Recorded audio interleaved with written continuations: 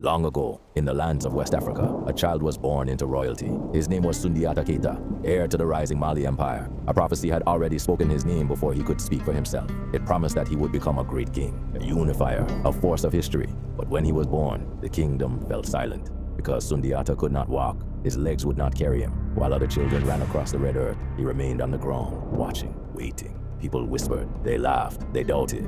How can a king rise, they said, if he cannot even stand? But one voice never joined them. His mother Sogolon Kedju stood firm. Every day she reminded him, you are not what they see, you are what you become. Then hardship came. After the death of his father, Magan Khan Fata, the palace turned cold.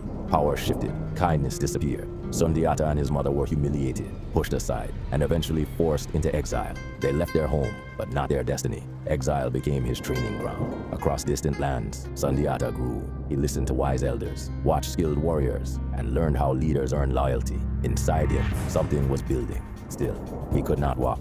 Until one day, everything changed. It began with insult. A cruel voice mocked his mother, laughing at her son, the boy who could not stand. Something inside Sundiata ignited. He refused to stay on the ground. He dragged himself forward, his hands scraping the earth, his arms trembling under the weight of his own body. Pain surged through him, but he did not stop. He reached for an iron rod, heavy, cold, strong, and he pushed once, again.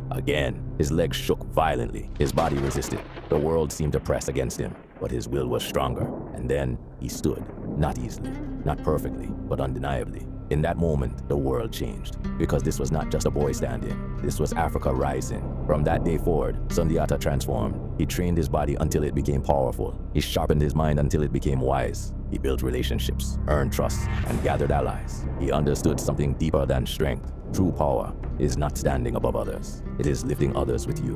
While he grew stronger, his homeland suffered. A feared ruler, Sumaworo Kante, had taken control. Kingdoms were divided. Fear ruled where hope once lived. But hope does not disappear. It waits, and it rises through those who refuse to stay down. Sundiata returned, not as the boy they mocked, but as the leader they needed. From across West Africa, people came to him. Warriors, kings, families. They followed him not because they were forced, but because they believed. They saw in him courage born from struggle. They saw strength shaped by pain. They saw a future. The final battle came at the Battle of Kirana. The enemy was powerful, feared, almost legendary. But fear cannot defeat purpose. Sundiata stood at the front, not as a victim of his past, but as a master of his destiny. The battle roared, steel clashed, the ground trembled, and at the center stood the boy who once could not stand. Only now, he stood for everyone. And when victory came, it was more than defeat of an enemy. It was the rise of a people. Sundiata Keita became king. Under his leadership, the Mali Empire flourished. Trade expanded. Culture grew. Unity replaced division. He did not rule through fear. He ruled through strength, wisdom, and vision.